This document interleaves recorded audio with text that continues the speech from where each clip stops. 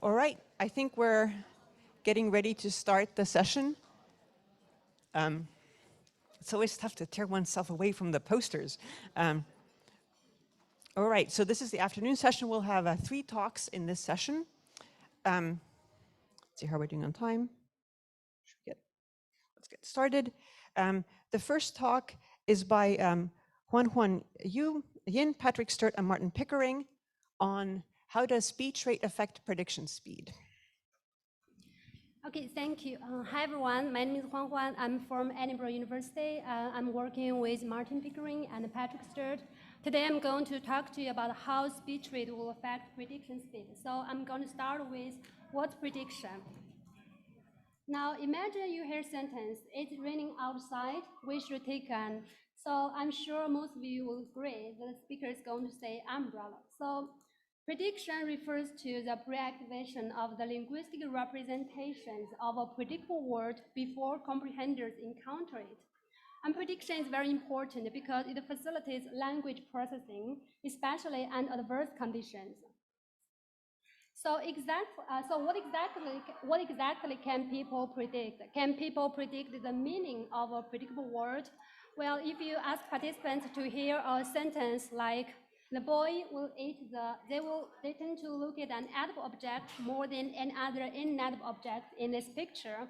And this indicated that the people have predicted the meaning of a predictable word. Then can people predict the syntax of a predictable word? If you ask participants to hear some high constraint Spanish sentences which continued with a gender marked article and a highly predictable noun, in this sentence context, the highly predictable noun is basket, which is female in syntactic gender in Spanish. So the correct preceding article should be the yellow one. If the results showed, unexpected articles would elicit an enhanced positivity at 500 to 700 milliseconds after article onset. And this indicated that participants have predicted the syntax of a predictable word. In addition to the meaning and the syntax of a predictable word, can people predict the form of a predictable word? If you ask participants to read a high constraint sentence context like this one, the student is going to the library to borrow which continues with a predictable word book or a word that's phonologically related to the predictable word, or a semantically related to the word, or a word that's unrelated to the predictable word. You would find that the phonologically related word would elicit reduced N400. And this indicated that people can predict the form of a predictable word. So far, lots of studies have demonstrated that people can predict an upcoming word. However, we still know very little about how people predict. Currently, there are 2 accounts about the mechanism of prediction. So is prediction a mechanism that's closely tied to comprehension itself, or is prediction a separate mechanism that requires resources? If prediction is a mechanism that's closely tied to comprehension itself, then prediction should work at the same rate as comprehension. In contrast, if prediction is a separate mechanism that requires resources, then prediction should depend on resources available. That means if we have sufficient resources, then the prediction mechanism should be engaged to a larger extent. The prediction speed will also be faster if we have sufficient resources. These 2 accounts have very different predictions about how speech rate will affect prediction speed. So to determine which account is correct, in our study, we decided to look at how speech rates will affect prediction speed. So what do we know about fast speech rate? Well, previous studies show that this fast speech rate will affect comprehension in 2 general ways. First, listeners will entrain to the fast speech rate. Secondly, fast speech rate will reduce people's comprehension ability. I'll go into more detail about that. If we look at this sentence, the yellow part The first yellow part contains our target function word or. So if we slow down the remaining part, if we slow down the speech rate of the remaining part, leisure or time was perceived as a leisure time. However, if we speed up the speech rate of the remaining context, then leisure time would be perceived as leisure or time. This indicated that listeners entrained to the speech rates. Quite similarly, if you ask participants to first hear a sentence and then describe a picture, you would find that the listeners produce picture descriptions much faster following a fast speech rate, following a fast sentence. On the other hand, previous studies also showed that a fast speech rate would reduce people's comprehension ability. For example, if you ask participants to match a picture with an auditorily presented sentence, you will find larger peak pupil dilation for fast speech rate compared to slow speech rate. And this indicated that the fast speech rate will lead to increased consumption of cognitive resources. So now let's get back to our study. How will fast speech rate affect prediction speed? Well, if prediction is a mechanism that's closely tied to comprehension itself, then fast speech rate will increase prediction speed by speech rate entrainment. However, if prediction is a separate mechanism that requires resources, then fast speech rate will decrease prediction speed because less cognitive resources are available at a fast speech rate. Our study consists of 2 online experiments. We'll first look at experiment 1. In our first experiment, we asked 120 Chinese native speakers to listen to 120 high-close Chinese sentences truncated before the final word. And here's an example sentence context in our first experiment. Emily got her license this year, so next year she's going to buy herself a car. After the offset of the sentence context, participants were asked to judge whether a letter was contained in the pinyin of a predictable word. Pinyin is a Latin-based pronunciation system of Mandarin Chinese. So here's our experimental paradigm. Participants first heard a sentence context. After the offset of the recording, a question will appear on the screen, asking participants to judge whether a letter was contained in the pinyin of a predictable word. Participants need to make a response by clicking on the yes or no button on the screen. And finally, they need to type the word they have predicted. To answer the yes or no question about whether a letter was contained in the pinyin of the predictable word, participants first need to pre-activate this word. So this is why we assumed the response time was affected by the time to predict a word. That means if participants need longer to predict a word, they also need longer to make a response. So in our first experiment, we manipulated speech rates and trial type. Sentence contexts were converted to speech by a software, and 50 speech rates were manipulated using time compression. So the fast speech rate was 50% faster than normal speech rate, and the slow speech rate was 50% slower than normal speech rate. Here's an example sentence context in first experiment. The yellow part is the pinyin of the predictable word, which contains 3 letters, C, H, and E. So in a positive condition, participants would be asked, is letter E contained in the pinyin of the predictable word? In a negative condition, participants would be asked, is letter G contained in the pinyin of the predictable word? And the letter G is not part of this pinyin. So the speech rate entrainment account predicts that comprehenders take less time to pre-activate a word at a faster speech rate. So they should respond more quickly in the fast than the slow speech rate condition. The resource-dependent prediction account predicts that comprehenders take longer to pre-activate a word at a fast speech rate.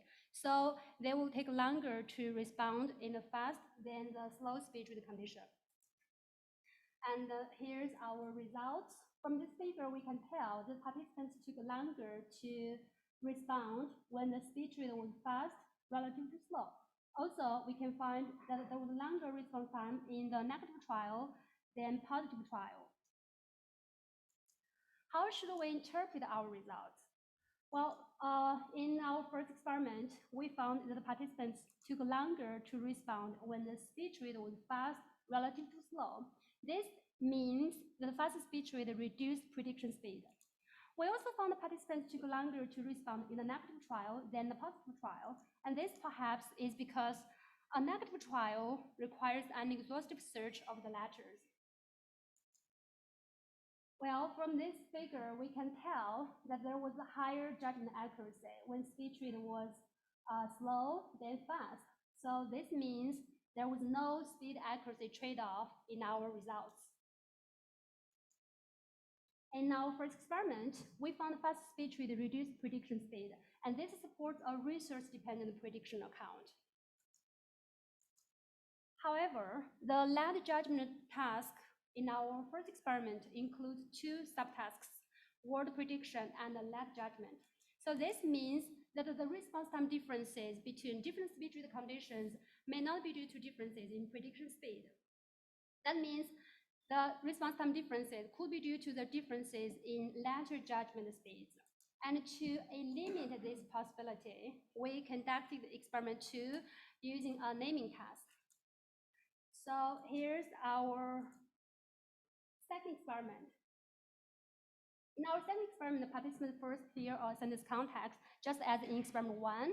But after the offset of the recording, participants were asked to speak the predictable word directly as soon as possible.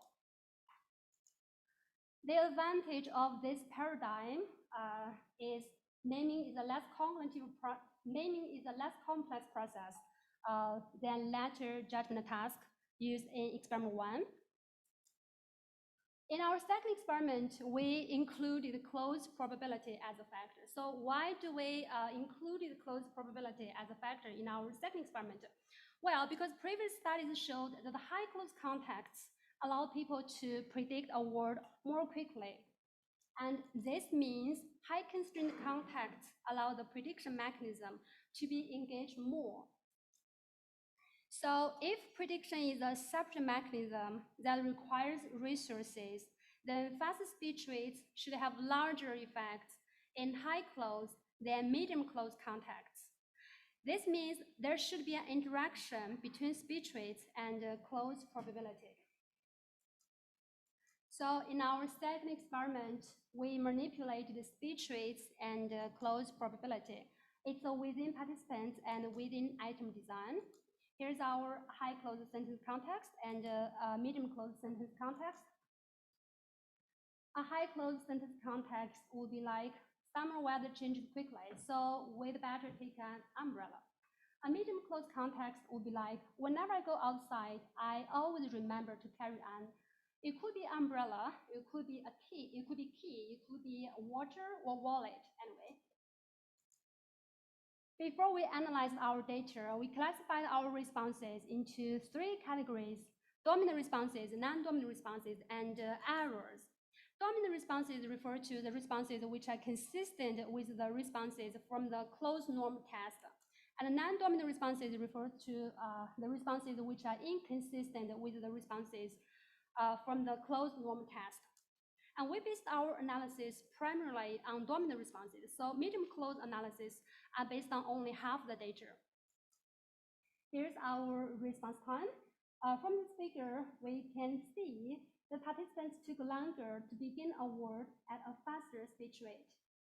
Also, we found the participants took longer to begin a word following a medium close context than a high close context.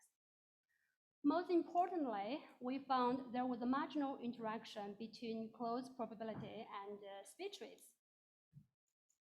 So we also analyzed our response duration.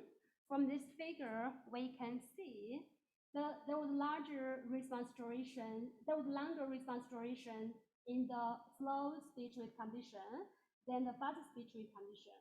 And this means that participants did entrain to the speech rates of their responses, but not in the time to begin speaking. How should we interpret our results in experiment 2?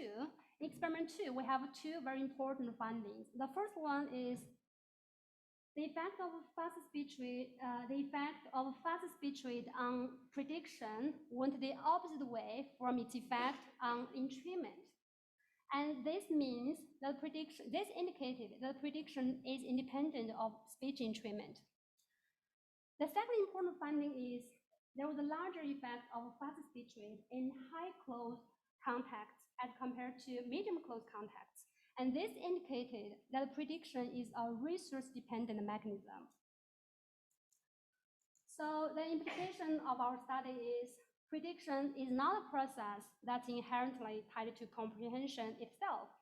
Rather, prediction is a separate process which requires resources. This pattern is consistent with a production-based account of prediction. So our take-home message is fast speech rate slows down comprehension prediction speed, and prediction during comprehension is at least partially resource dependent. And when resources are not sufficient, the prediction system will be engaged to a lesser extent. And thank you. I'll be very happy to take any questions.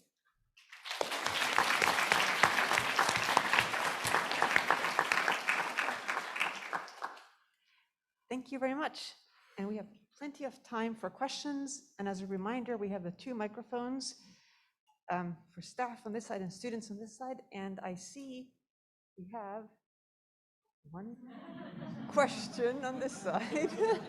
Hello. Thank you for your talk. Sorry, maybe I missed something.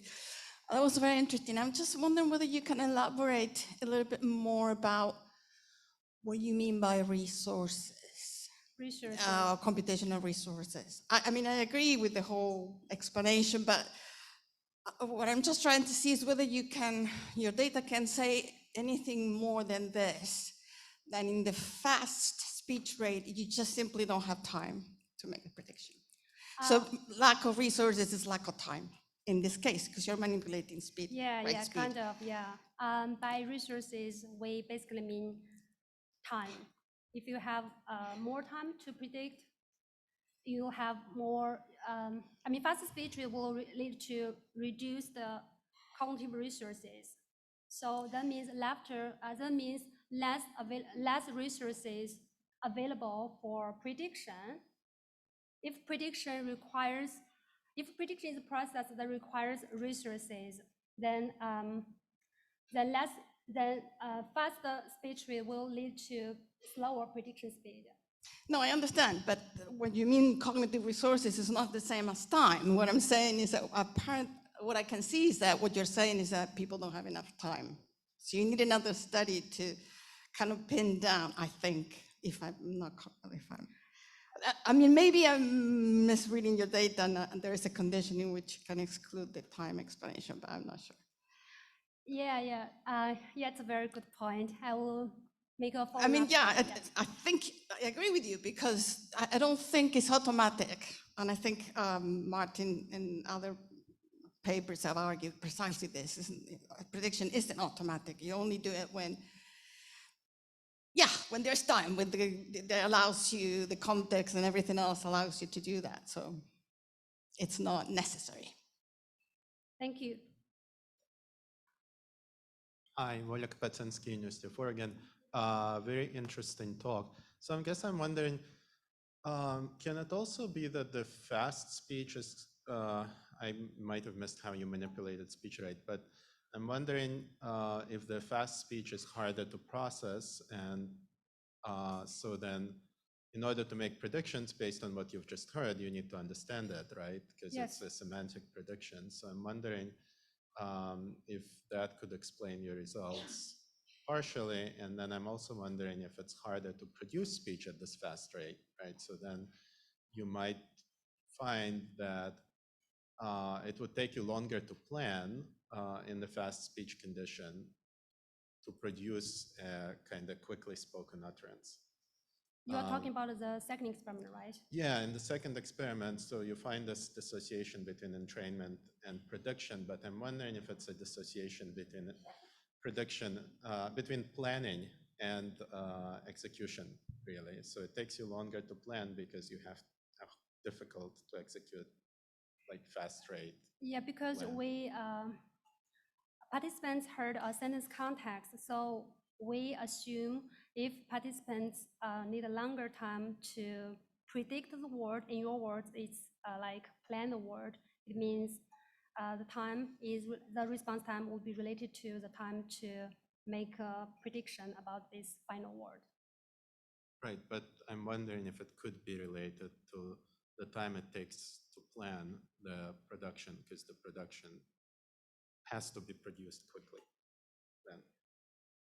Sorry, just could you elaborate more on your question? I'm assuming that producing speech at a fast rate is harder than producing speech at a normal rate. So then in your fast speech condition, the speaker thinks that they need to produce this unusually rapid production of the last word.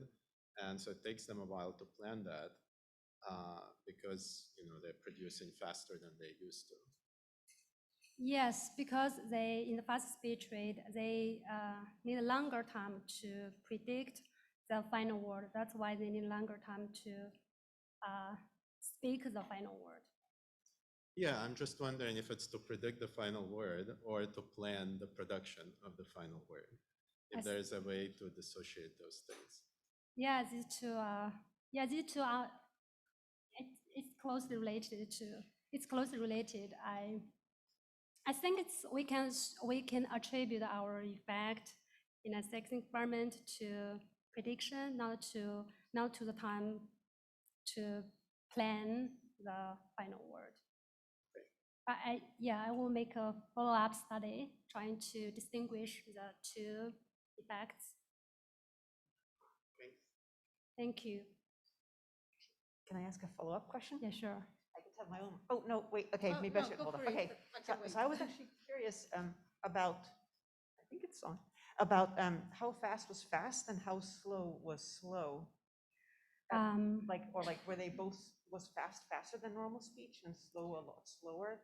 Maybe you commented on this and I missed it. We converted our sentence context via software. So the software has like a normal speech rate and a fast speech rate. The fast speech rate was 50% faster than the normal speech rate specified on the software. And the slower speech rate was 50% slower than the normal speech rate specified on the software. We use the voice maker to record these sentence contexts. Thank you. Thank you. Hi, thanks for these interesting findings. And I'm obviously, quite sympathetic to your interpretation. But one comment which kind of relates very closely to the question that you've just heard is, could you quantify essentially how many syllables per seconds or whatever the different speech rates are? Because it would really be interesting to understand whether these findings are just because the fast speech rate is really faster than your participants can handle, and whether if we were to compare faster and slower, but within a more restricted range, for example, that's closer to the speech rates that we normally encounter, maybe you wouldn't quite see the same effects. So in other words, is it just an extreme case or not? And I guess if we don't know exactly what the range is, it's hard to say. Yeah, we should quantify the number of syllables per second. But our fast speech is completely comprehensible because we have asked two native Chinese speakers to judge whether they can understand the fast speech rate or whether they think the slow speech rate is very weird. The answer is no. Okay, so that's very useful to know. Thank you. Thank you.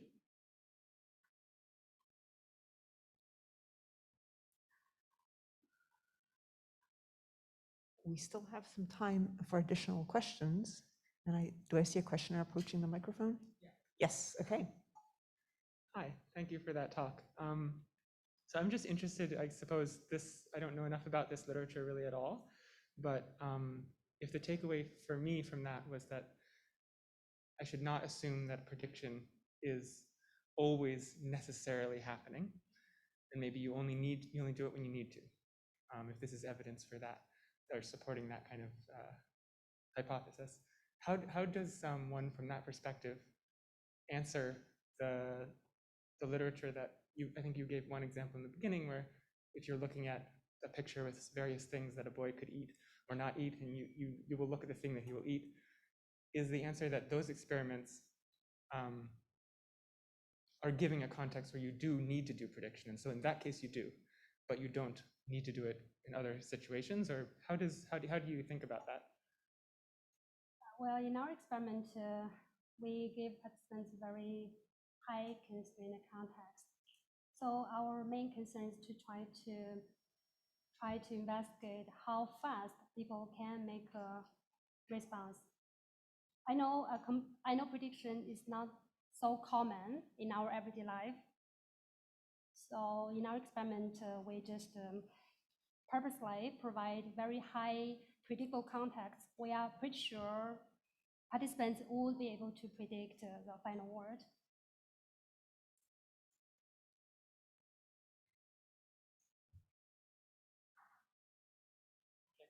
I guess I was more interested in, like, so that first example where you had that the boy is eating the or something. The boy is going to eat the, and then there's a picture the boy of a is bunch going of, to eat because participants will be looking at an edible object than any other inedible object, because people may not be able to always predict an exact word, but they are fairly confident that the upcoming word will be something that can be eaten. That's why they tend to look at the edible object, cake, more than any other objects, because cake is the only edible object in this picture. And so in that sense, in that case, the comprehender would be using their their prediction mechanism that takes additional resources according to your study, right? Or am I misunderstanding? I think a highly predictable context would facilitate the prediction. It will make prediction much easier. Right. Okay.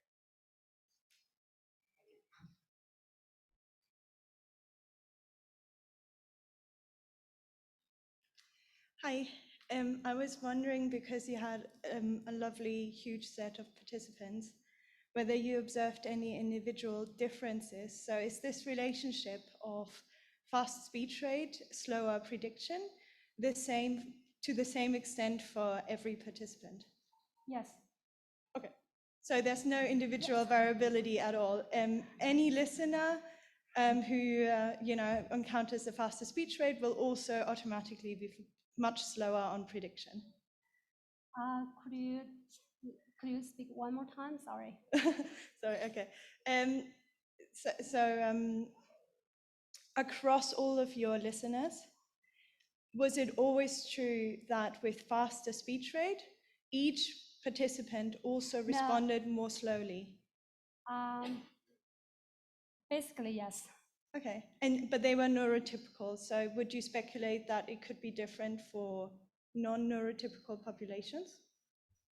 No, I think we would expect the same effect, even if it's a different population. Okay, good. Thank you. Thank you. All right. Oh, one more question. Yes, go for it. I'll go quickly. Thank you. This is very interesting. So I know you made the production tie at the end there, and I was just going to query you about the task. It seems certainly in the second case that it literally was a production type task. I'm just curious what you would expect, or if you'd expect something different if it didn't have that kind of production element to it. Well, in our second experiment, yeah, it's more like a production task, because it's a norm close. We basically use a norm close task, but just like ask participants to speak the final word, not like to write the word down in a typical norm close task. I do think we'll find the same effect, even if we not use a production paradigm. Thank you. Thank you. Let's thank the speaker again.